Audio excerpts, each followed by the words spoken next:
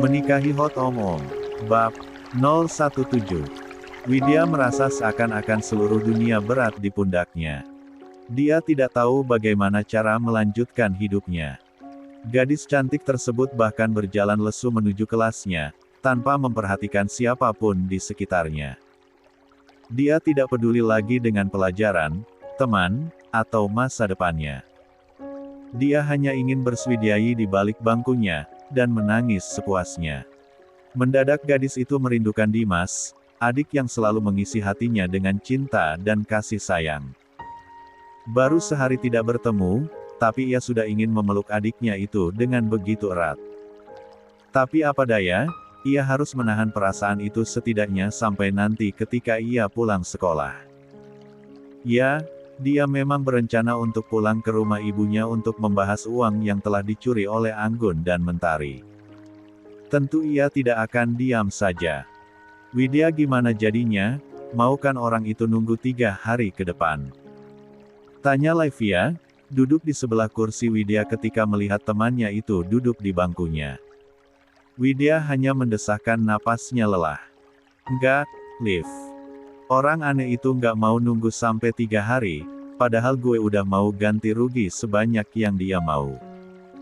Untuk sesaat Laivia melongo saat mendengar adik ibunya yang super disiplin dan minim bicara pada semua keponakannya itu dikatai aneh oleh sahabatnya sendiri. Namun ia segera memperbaiki ekspresinya di depan temannya ini. Dia yang berpura-pura tidak tahu dengan apa yang terjadi pun mengusap pundak Widya dengan lembut. Haduh. Kok ada ya orang bego, kayak itu? Orang. Maafin Laivia, Om. Batin Laivia dalam hati. Dia sangat takut dikutuk oleh adik bungsu ibunya tersebut karena secara tidak langsung telah mengumpatnya. Terpaksa ini, Om. Demi Om juga. Bisa-bisanya dia nolak uang segede itu. Cek. Emang bener-bener aneh. Pasti dia udah gila, tuh, Bun. Sekali lagi Widya menghela napasnya. Melipat tangannya di atas meja dan menumpukan sisi wajahnya di sana. Emang aneh, Liv. Dia cuma pengen manfaatin gue.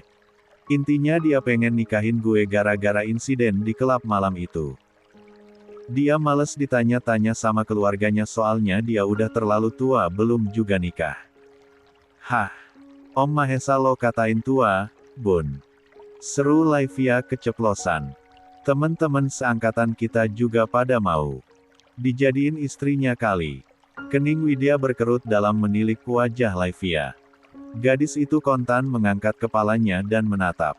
Mata sahabatnya itu lurus-lurus. Laivia melebarkan matanya ketika Widya terlihat mencurigainya. Namun dengan cepat ia mengatur ekspresinya sedemikian rupa agar tidak terlihat kentara. Gue nggak ada sebut nama dia, Liv. Tapi, kok, yelah, Bun. Laivia mengibaskan tangannya di depan wajah. Otak cekatannya langsung bekerja dengan cepat. Insiden di klub malam itu ya udah pasti berhubungan sama Om Mahesa kan. Lo sampai diseret keluar klub sama dia dan kita-kita nggak ada yang tahu gimana kelanjutan ceritanya. Lo cuma ngabarin di grup kalau lo udah sampai rumah dengan aman. Gue udah coba nanya masalah itu tapi nggak lo bales-bales. Telepon juga nggak lo angkat-angkat. Apalagi coba. Pundak Widya yang tadi lebih tegap kini kembali layu. Yang dijelaskan oleh Laivia memang masuk akal. Ia hanya punya masalah dengan Mahesa sejak keluar dari klub itu. Semua teman-temannya juga tahu. Kini, otaknya semakin buntu. Tidak ada jalan keluar lagi baginya. Dia sudah tersudutkan. Tidak lagi bisa mengelak, apalagi alasannya adalah karena nama baik Mahesa yang dipertaruhkan. Lelaki itu bilang, gara-gara video itu menyebar, anak buahnya jadi sibuk mengurus masalah tersebut agar hilang dari dunia maya. Namun sebagian orang yang sudah terlanjur mengetahuinya, pasti sudah memiliki asumsi mereka sendiri-sendiri. Tapi anehnya, kenapa ia tidak menemukan satupun video klub malam itu di sosial media manapun? Ah, ya. Kan anak buah lelaki itu sudah membersihkannya di media. Lagi pula, penyebarannya sangat cepat. Saat kejadian itu ia juga sibuk bermain bersama Dimas dan bahkan bersama lelaki itu juga. Akhir pekan itu, ia sama sekali tidak membuka sosial medianya. Hingga tidak tahu informasi apa yang sedang trending. Di sela-sela kebuntuannya, tiba-tiba tercetus satu ide. Kenapa tidak ia suruh saja Laivia membujuk Mahesa? Bukankan sahabatnya ini keponakan kesayangan Mahesa? Liv. Ucap Widya mengguncang pundak Laivia. Kenapa nggak lo nego aja om lo itu buat lepasin gue, Liv? Bilang kalau gue ini sahabat baik lo yang punya banyak masalah. Pokoknya lu harus jelek-jelekin gue di depan dia sampai dia ilfil sama gue dan batalin niatnya buat nikahin gue, Liv. Kali ini Laivia yang mendesahkan napasnya. Lagi pula ia sangat mendukung Widya dan Mahesa untuk bersatu. Ia ingin sahabatnya itu mendapatkan kehidupan yang lebih layak. Terlebih lagi, saat ia dan ibunya mengetahui Mahesa diam-diam menyimpan foto Widya dalam buku catatannya. Mereka sangat gencar mencari tahu. Keluarga Mahesa yang notabene menginginkan lelaki itu segera memiliki hubungan dengan perempuan setelah sekian lama, menemukan fakta mencengangkan yang malah membuat ibu dan anak itu tertarik. Flashback on. Liv, Laivia. Ini bukannya Widya, teman kamu? Tanya Anggi, ibu kandung Laivia yang merupakan kakak kedua dari Mahesa. Perempuan itu kaget ketika tidak sengaja menjatuhkan buku catatan Mahesa dari meja kerja adiknya itu dan mendapati beberapa foto Widya tersimpan di sana. Iya, Mah, ucap Laivia mengambil alih foto-foto tersebut dari tangan ibunya. Saat itu ia dan ibunya memang sengaja ke ruangan Mahesa karena diperintahkan oleh kakeknya untuk mengambil beberapa dokumen penting. Kenapa ada foto-foto Widya di buku catatan Om Mahesa, Mah? Anggi yang jelas tidak tahu tentu mengendikkan bahunya. Ya, mana mama tahu. Seharusnya kamu yang lebih tahu. Widya, kan teman kamu. Jangan-jangan om kamu sama teman kamu itu diam-diam punya hubungan khusus, Bun. Kening Laivia tentu langsung berkerut dalam. Tidak mungkin karena Widya ketika itu mengatakan memiliki kekasih. Nggak mungkin, Mah. Widya itu punya pacar. Nggak mungkin kalau ada hubungan sama Om Mahesa. Laivia tidak bisa berhenti berpikir tentu saja. Lah benar-benar penasaran. Baru ingat akan sesuatu. Tapi bisa jadi, Mah. Widya, kan udah putus dari cowoknya. Tapi masak ia langsung sama Om Mahesa. Setahu Livi, Widya itu lagi susah banget move on, Mah. Makanya dia akhir-akhir ini suka kelayapan malam buat ngalihin pikirannya. Anggi yang makin penasaran pun lantas membuka buku catatan tersebut dan mencari-cari sesuatu di sana. Betapa kagetnya saat ia menemukan semua hal tentang gadis yang tidak lain adalah sahabat dari putrinya sendiri. Lihat, Liv, kata Anggi menyerahkan buku catatan tersebut pada sang putri. Kenapa bisa selengkap ini? Laivia yang saat itu mulai membacanya pun tidak kalah kagetnya. Semua tentang Widya ada dalam catatan lelaki tampan tersebut. Dari nama lengkapnya, tanggal lahir, hobi, makanan favoritnya. Rata-rata tentang Widya tertulis rapi di sana. Bahkan ada lembar tertentu yang ada pada lembaran tersebut tertempel satu foto Widya. Di bawah foto itu, tulisan khas Mahesa terbaca dengan jelas oleh Anggi dan Laivia. I like your smell. I like your smile. Tidak hanya itu. Masih banyak lagi. Laivia dan Anggi tidak habis pikir kalau Mahesa ternyata terobsesi pada Widya. Pantas saja lelaki itu menolak semua wanita yang mencoba mendekatinya. Mahesa begitu pandai menutupi perasaannya. Ibu dan anak itu bahkan tidak menyangka. Gimana menurut kamu, Liv? Tanya Anggi pada putri semata wayangnya tersebut. Apa ada yang kamu pikirkan sekarang? Laivia tentu kontan mengangguk. Ada, Mah.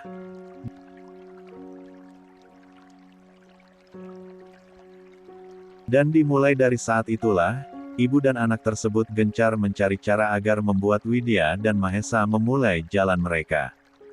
Flashback off. Itu adalah kemustahilan, Bun. Om Mahesa keras mau nikahin lo pasti udah ada alasan yang kuat banget, jelas Laivia meyakinkan Widya. Kedua tangannya kini meraih pundak Widya dan meremat pelan di sana. Lagian, nggak ada salahnya lo jadi istrinya Om Mahesa, Bun. Gue yakin lo bakal bahagia sama dia. Om Mahesa itu maksimal banget kalau udah sayang sama cewek. Jangan tolak niat baiknya, Bun. Yakin sama gue, hidup lo bakal aman dan terjamin sama dia. Gue kenal banget Om Mahesa. Dia itu bukan laki-laki gombal yang suka ngumbar janji. Bahkan dia blok semua akses perempuan yang coba deketin dia karena nggak mau buang-buang waktu. Karena setahu gue, Om Mahesa itu tahu apa yang dia inginkan. Dia juga tahu apa yang harus dia lakuin. Jadi, Widya lo nggak perlu setakut ini. Lo bakal didampingi buat bertumbuh. Om Mahesa fair, kok. Lo juga pasti bakal dibiarin sekolah dan kuliah. Bahkan mungkin dia yang bakal ngatur pendidikan terbaik buat lo. Mata Widya bergerak-gerak gelisah. Laivia tidak mengerti bagaimana mengidap trauma kepercayaan seperti dirinya. Laivia tidak mengerti dengan semua yang dia alami, untuk itu dengan begitu mudahnya berkata demikian. Gue tahu le punya trauma yang gak gampang, Widya, ucap Laivia yang seolah tahu isi pikiran Widya.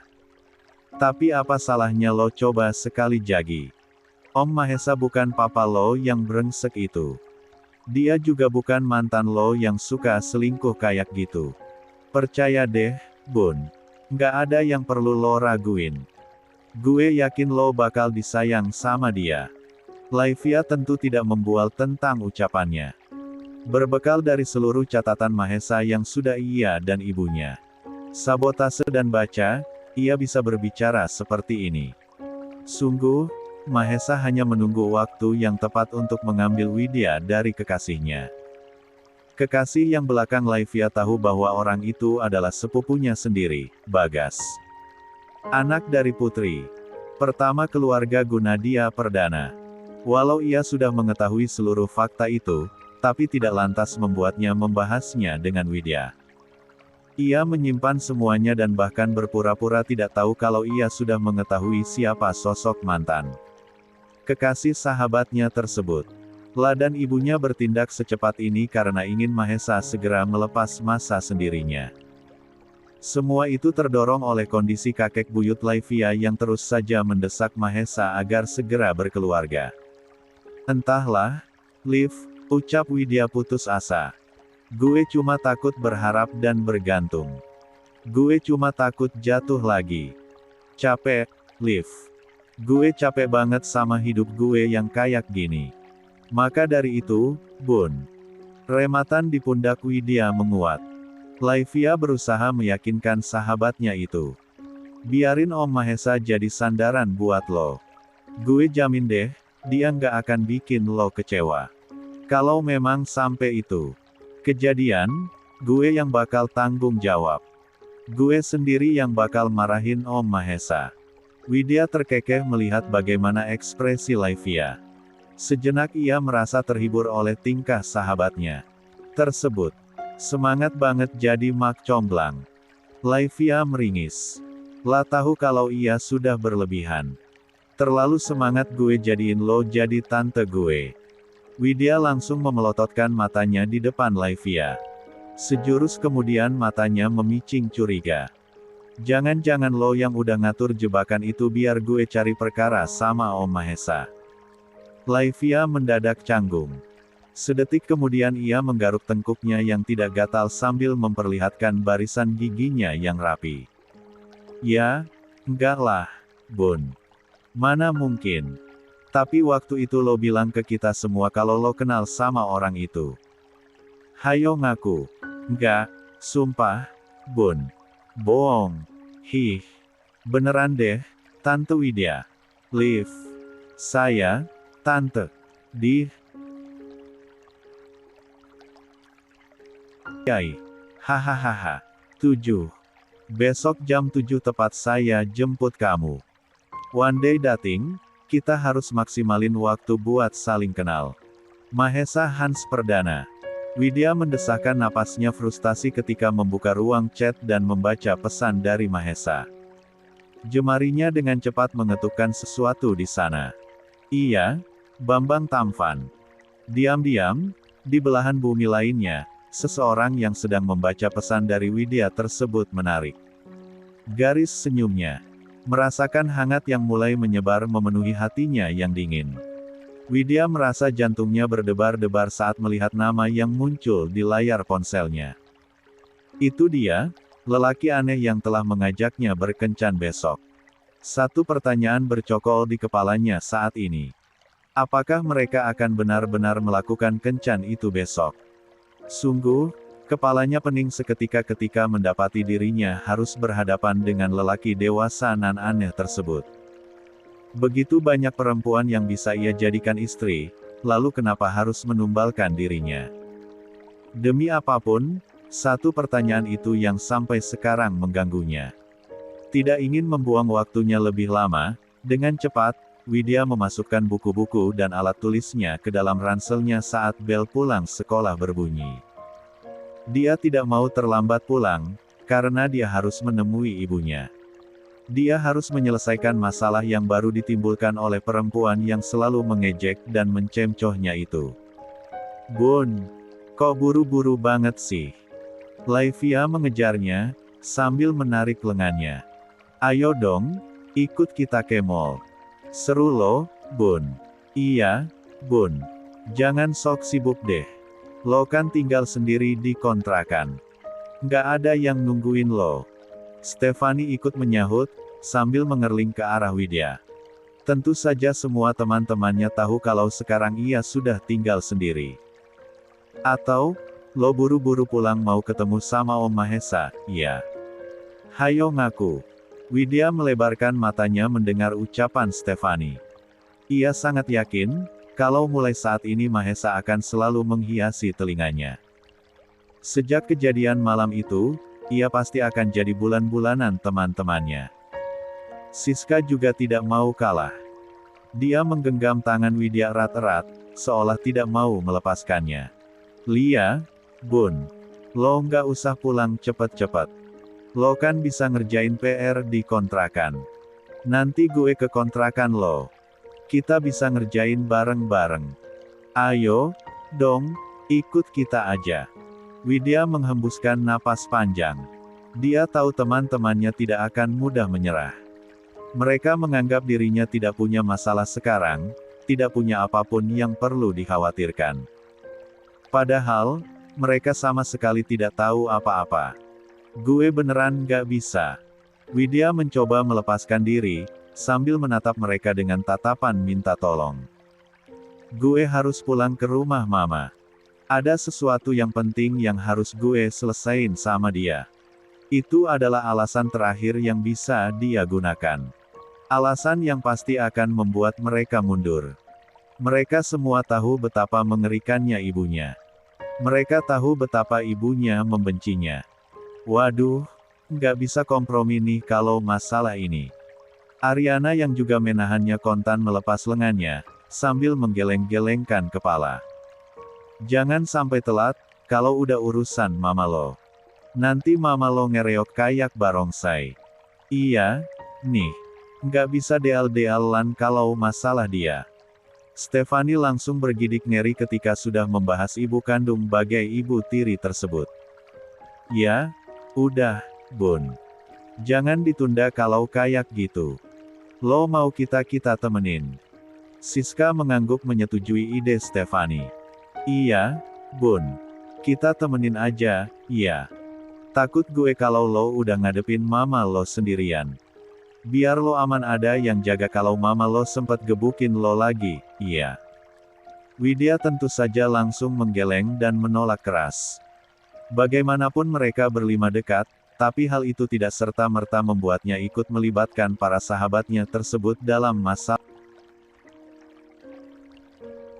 keluarganya. Nggak usah. Gue sendiri aja. Widya tersenyum tipis, sambil mengucapkan terima kasih karena kepedulian mereka terhadapnya. Mereka tidak tahu apa yang sebenarnya terjadi di rumahnya saat ini. Semua lebih buruk dari yang mereka bayangkan.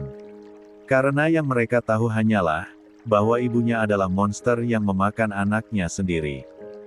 Ya udah, ikut gue aja. Laivia tiba-tiba menggandengnya lagi, sambil menyeretnya ke arah mobilnya. Gue anterin lo ke rumah mama lo. Biar cepat sampai.